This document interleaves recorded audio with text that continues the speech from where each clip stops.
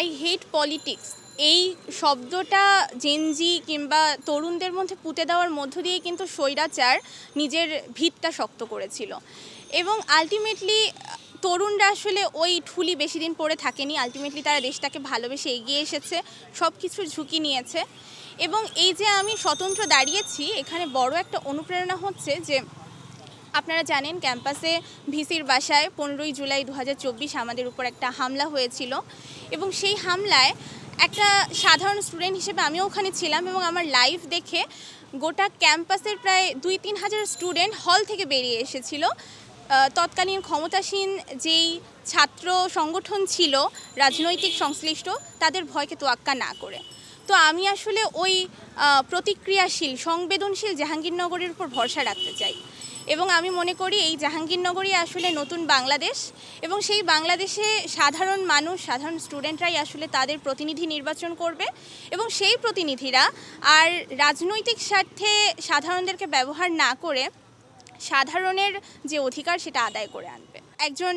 দুর্দণ্ড প্রতাপ ব্যক্তিত্বের বদলে আমার কাছে মনে হয় এখন তারা এরকম প্রতিনিধি চাইবে যার উপর ভরসা করা যায়, যে দরদি এবং ঠিক তাদের কাতারে দাঁড়িয়ে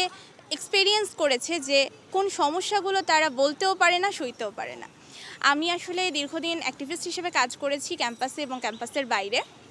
তো আমার কাছে মনে হয়েছে স্বতন্ত্র প্রার্থী হিসেবে আমার শিক্ষার্থী ভাই বোন যারা আছেন তাদের কাছে এটা আমার দায়বদ্ধতা যে তাদেরকে আমি সার্ভ করার, তাদের প্রতিনিধিত্ব করার জন্য চেষ্টা করব এবং তারা যেই সমস্যাগুলোর মধ্য দিয়ে যাচ্ছে যেগুলো তারা প্রশাসনকে জানাতে পারে না, প্রশাসনকে সেগুলো জানিয়ে তাদের অধিকার আদায় করব। আমরা আসলে পুরো জেনারেশনটাই এমন একটা রেজিমের মধ্য দিয়ে গিয়েছি, আমরা নির্বাচনকে ভয় পেতে শিখেছি। এই জায়গা থেকে সাধারণ স্টুডেন্টরা বিশেষত মেয়েদের হলগুলোতে, যেমন আমার নিজের হলে 8টা পদে কোনো প্রার্থী নেই প্রতিদ্বন্দ্বিতা করার মতো, বিনা প্রতিদ্বন্দ্বিতায় নির্বাচন হওয়ার মতো প্রার্থী আছেন, অর্থাৎ নারীদের অংশগ্রহণটা বেশ কম। এমনকি সাধারণ স্টুডেন্টরাও কিছু ক্ষেত্রে ভয় পাচ্ছেন যে নির্বাচন আদতে কেমন হবে বা আমি নির্বাচনে অংশ নিয়ে কি কোনো লাভ আছে। কিন্তু একই সাথে জাকসুর যে উৎসবমুখর পরিবেশ সেটা তাদেরকে স্বপ্ন দেখাচ্ছে এবং আশা করা যায় 33 বছর পরের এই জাকসু যদি আমরা সফল করতে পারি এবং এর ধারাবাহিক নির্বাচন যদি হতে থাকে তাহলে এটা আমাদের জাতীয় রাজনীতিতেও একটা বড় ধরনের পরিবর্তন আনবে এবং সামনে আসলে স্বৈরাচারী কোনো রেজিম আর তৈরি হতে পারবে না। সাধারণ শিক্ষার্থীরাই আসলে ক্যাম্পাসটাকে যেভাবে রক্ষা করছে দেশটাকেও সেভাবে রক্ষা